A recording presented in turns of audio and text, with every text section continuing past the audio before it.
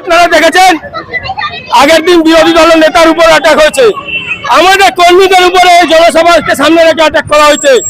পশ্চিমবঙ্গের তৃণমূল দল পাগল হয়ে গেছে, এরা ভেবে নিয়েছে যে কলকাতাতে বাপের সম্পত্তি, যেখানে খুশি সেখানে অত্যাচার করছে।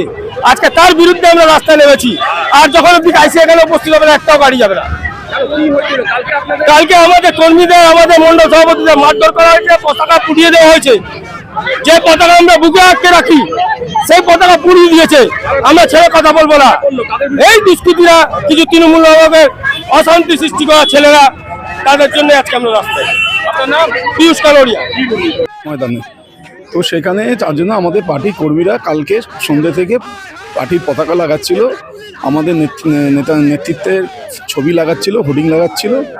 এই সময় তৃণমূলের প্রায় 50-60 জন লোক ধেয়ে আসে।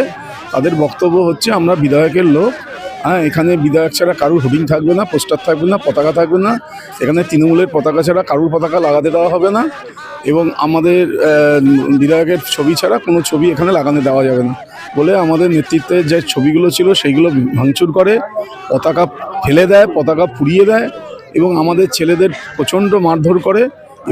এবং যে ভ্যানে করে, গাড়িতে করে আমাদের পতাকা ছিল, সেই গাড়িটা শুদ্ধ পতাকা ওরা নিয়ে চলে যায়।